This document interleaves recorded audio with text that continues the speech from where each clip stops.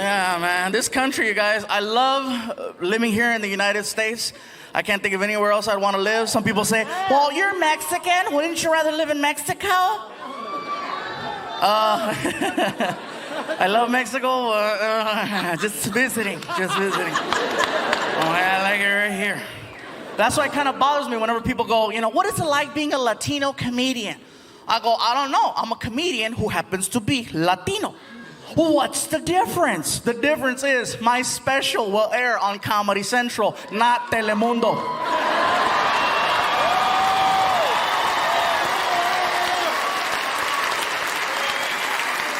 It's hard, you guys, A little Espanol. If you speak a little Spanish, it freaks people out. Oh my God, he's speaking Spanish. Don't get me wrong, I like watching Spanish programming myself. Some of the stuff is really cool. My favorite thing are the commercials. Because they're always about sex. You don't even know what the product is until like the last 2 seconds. It's always some model walking out all sexy, right?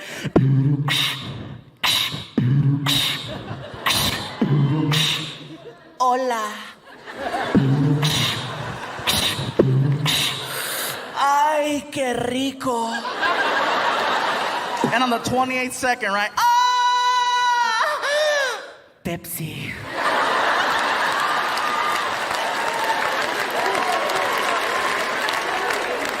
And you're sitting there going, I gotta go get a Pepsi. Oh, yeah. Oh, my God.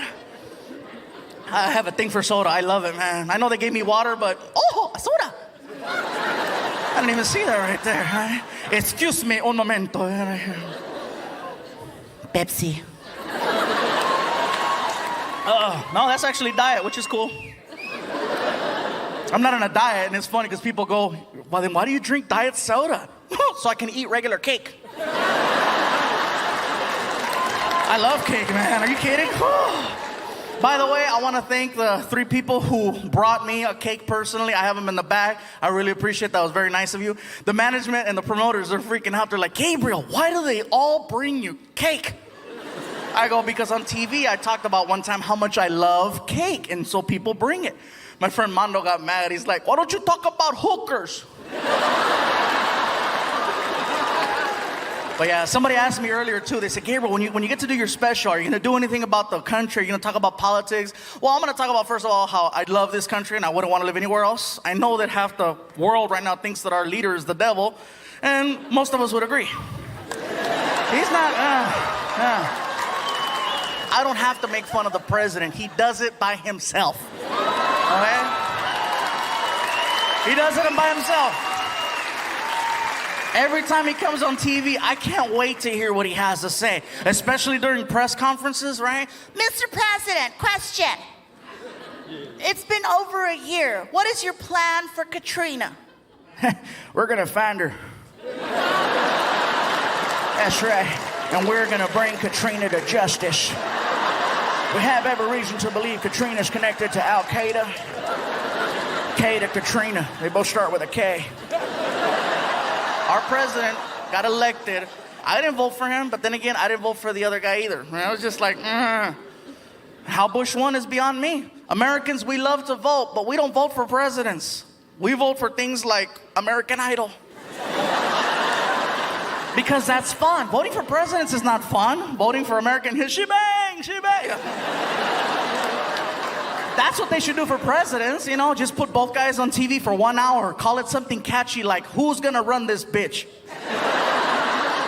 You put them on TV for an hour, let them argue. 30 minutes into the special, you put an 800 number on the screen and say, cast your vote, right? You've reached the presidential hotline.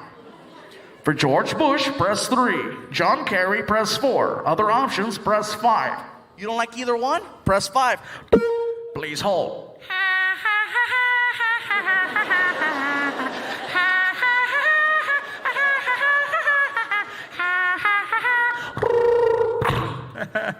I knew you'd be back.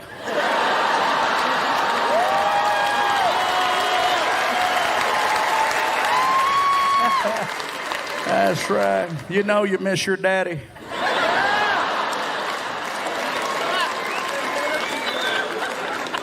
Oh, I'm such a dork. I don't care. I honestly don't think that the people that work behind the scenes, like the spotlight operators, get enough credit. Whether it's the spotlight operators, the people that run the cameras, the people that set up the stages, the people that work security, the people that run the building. Without them, there is no show. And the same thing goes with me. I got my own support team, managers, agents, promoters, freaking merchandise people. I have a bus driver named Dave who has never received any credit. And he's been working for me for almost 10 years now. This man has successfully gotten me to every single comedy show on time without fail.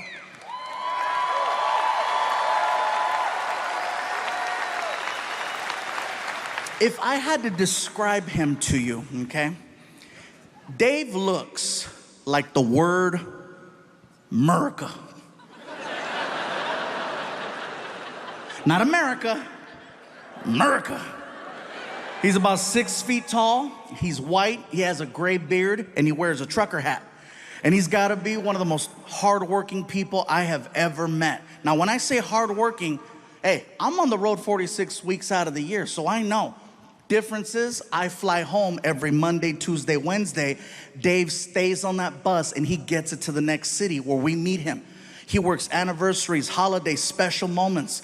Christmas time, I was with my family. Dave was driving that bus on the East Coast. New Year's, I was with my family. Dave was on the East Coast driving that bus.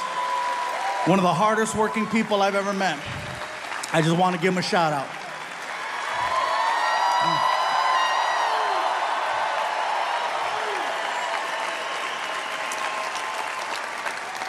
In addition to being hardworking, he's very honest. Now, when I say honest, I don't mean, oh, he does his taxes right. I mean painfully honest, no filter honest. He talks the way people used to. He does not have time to mince words. He just calls it like he sees it. Before me, he used to work with a man by the name of Kenny G. Grammy Award winner, amazing, amazing music. One day, Kenny G was on his tour bus that Dave was driving, and I guess the two of them had a little discussion, and Kenny G used some words that Dave would have rather him not have used, and instead of getting into it with him, this is what Dave does.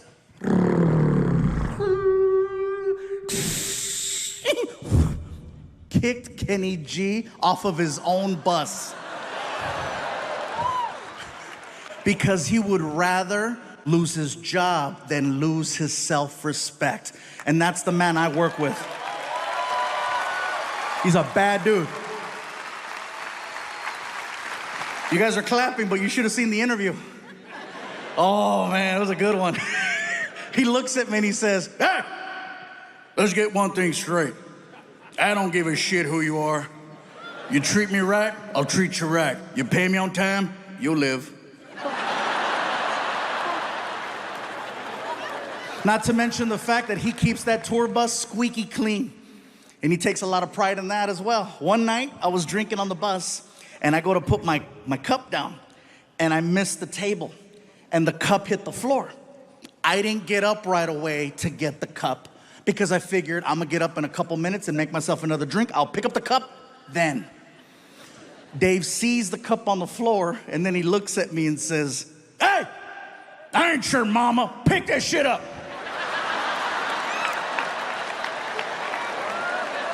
I get to the back of the bus and I'm like, wait a minute, I pay him. Hey, Dave, shut up. Yeah, I'll be in the back in my room. Thank you. Drive safe. And people tell me, you work with a man who talks that way to you? Why? Let me tell you why. Because he's honest. With Dave, you know exactly what you get. Nowadays, it is so hard for me to tell who's being genuine and who has an agenda. And with him, you know exactly where you stand. If he likes you, he loves you. And if not, you're on the curb with Kenny G. That being said, I have a story to share. About 1.5 years ago, maybe longer, we're on the bus. and we're heading down the highway. Just so you have kind of an understanding of the bus layout, let's say this is the front. Here's Dave, the driver, empty seat, and then a sliding door that goes in between him and the rest of the tour bus. My buddy Alfred and I are in the living room portion, and we're watching TV. We're watching the news. And on the news, there's this person who is running for some type of office. No particular office. And I guess their big plan is to erect a structure between two bodies of land. Somewhere. And I guess they want one side of the structure to finance the entire project. Well, my buddy Alfred and I, we have a lot of family that works in construction, and we know a bad job when we see one. So we started to voice our opinion out loud about how we felt about this person and what they wanted to do. We're being very loud. So loud, Dave can hear us. And then we hear Dave.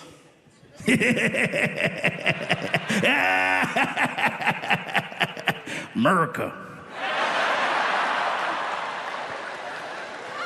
I yell out to Dave. I said, "Be quiet, Dave. This isn't about you." He taps a button on the dashboard that activates the sliding door. And when the door is about that far from closing, he yells out, "I'm building a wall."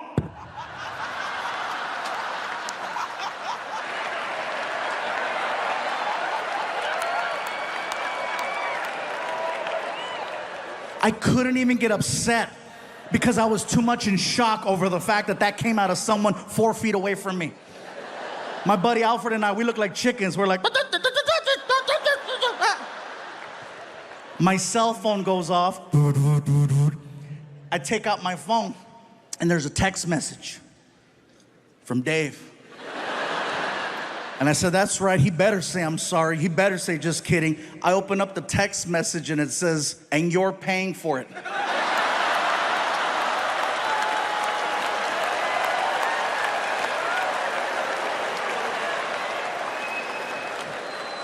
And people tell me, "You still work with him after that?" Yes, I do. I trust that man with my life every single night. I know where his heart's at. He can say whatever he wants. At the end of the day, he still has to drive around the king of the Mexicans.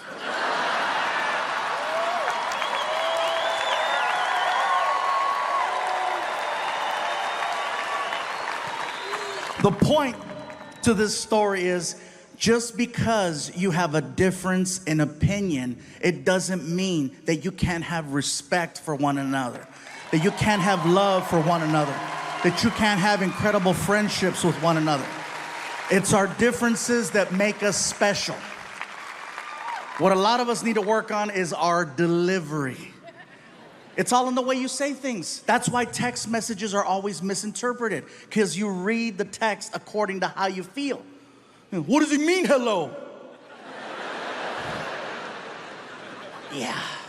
Anyway, Dave has gotten us to 48 of the 50 states.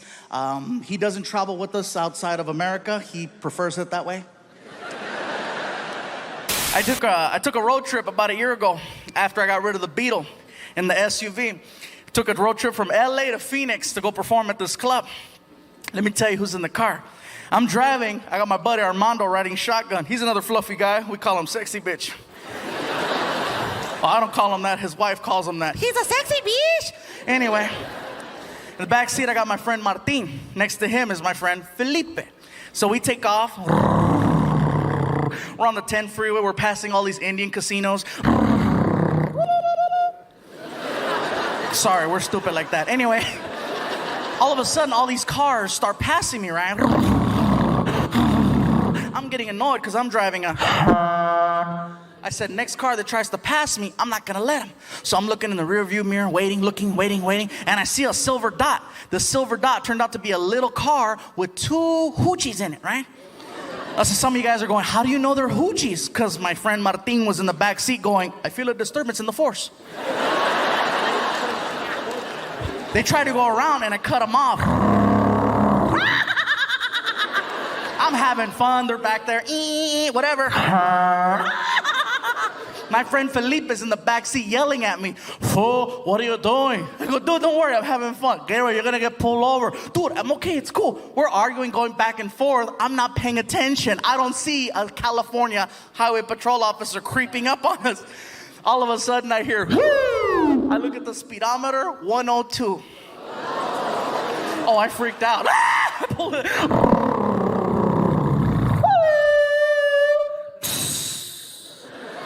The little car that was behind me with the two hoochies, they got pulled over because they were going just as fast, you know. I'm in the front seat of my car freaking out. Oh my God, I'm gonna go to jail. I can't believe it. I'm on the verge of tears. From the back seat, I hear my friend Felipe. Fool, what are you crying for? What are you crying for, fool? You're not the one with weed in his pocket, are you?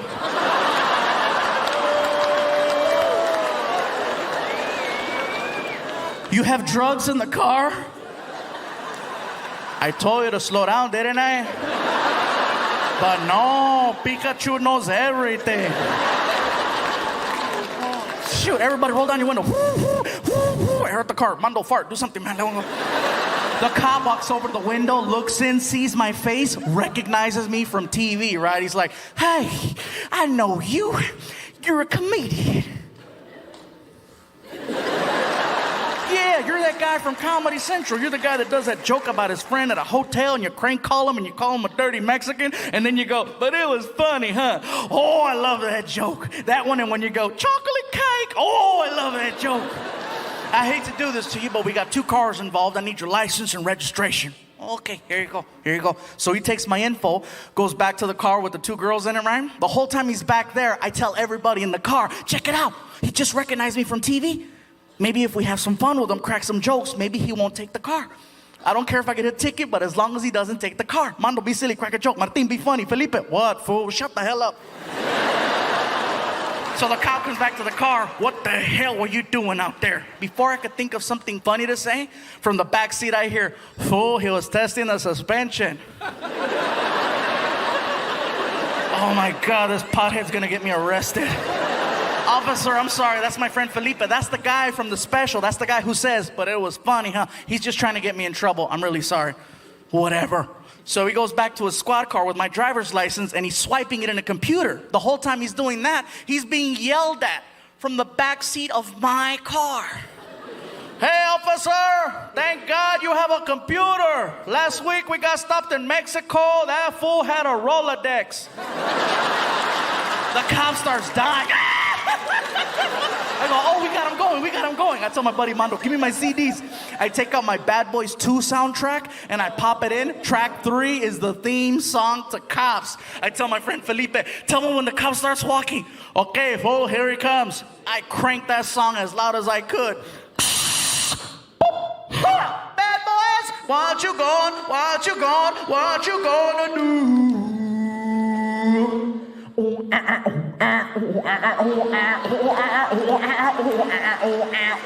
Best part, now the cop is walking to the beat.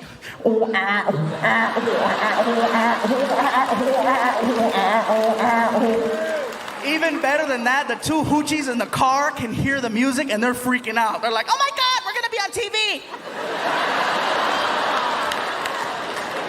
The cop goes to the girls, gives them a ticket, lets them go. Looks at our car, and at this point, we're like halfway through the song, right? We're like, police not give it no break. Hey, bad boys, bad. Got our arms out the window like a bunch of idiots. The cop is in the middle of the freeway dying. He walks over to the window and he's like, shut it off!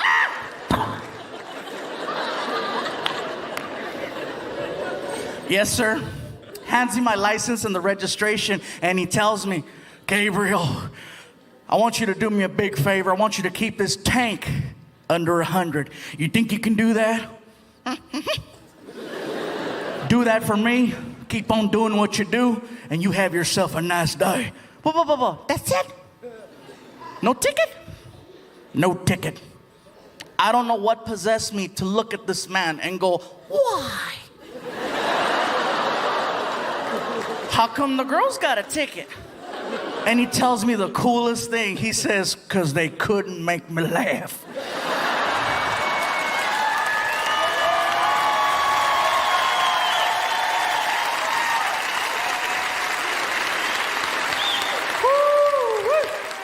You don't understand, Gabriel. I've been on the force now for 26 years. This is hands down the funniest damn traffic stop I've ever been a part of. Do you have any idea how hard it is to give two sluts a ticket while listening to cops? I damn near pissed myself. I was laughing so hard. This is going in the books as one of the funniest things that ever happened to a police officer. I swear to God. The only story better than this one is a buddy of mine pulled over some fat guy that gave him donuts.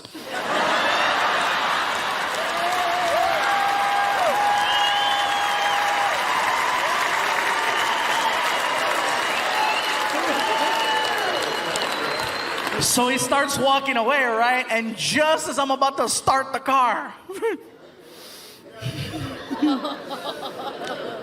So does that mean I can keep my weed? I turn around to yell at my friend. Too late, the cop is at the window. "You want to run that by me again, son?" "You heard what I said, fool." "Oh, you think this is a big joke, don't you? You think that just because I gave your buddy here a break, I know who he is, I like what he does. I don't know you, I don't like you. Step out of the car." I turn around and my friend Felipe is like, "Oh, I'm so scared." And the cop pulls out his gun. I'm freaking out. I'm like, "Oh my God." Back seat, my friend Felipe. "Ooh, I am so scared. Fool, he's good. He is good." Then he points it at him. The look on my friend Felipe's face. Priceless. Are you serious? Are you serious?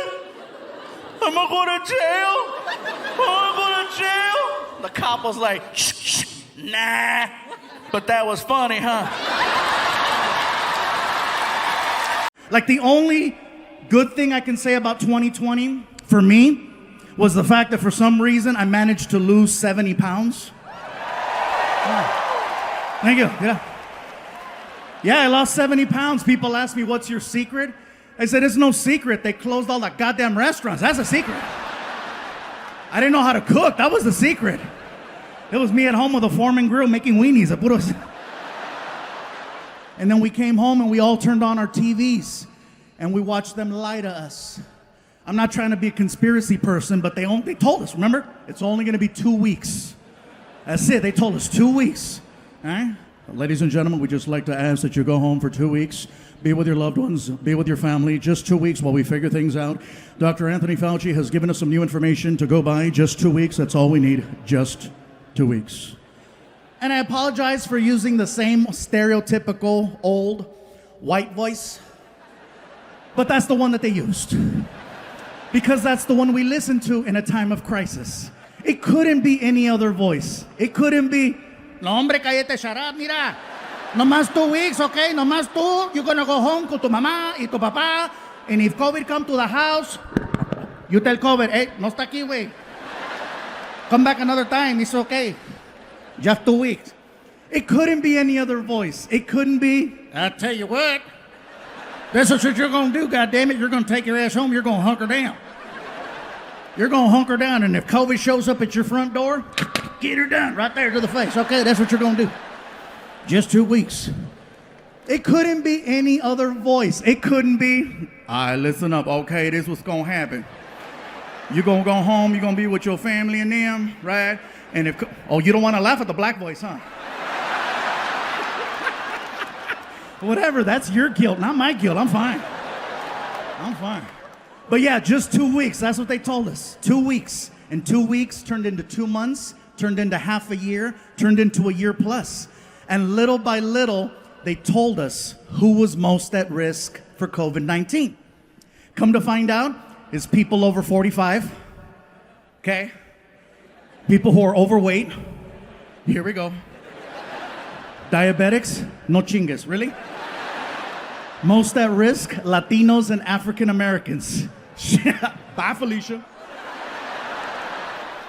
I come to find out I was 85% of the underlying conditions. Over 45, overweight, diabetic, high cholesterol, high blood pressure. Apparently, COVID is my Tinder match. Someone finally wants to swipe right, and her name is Corona. Yeah.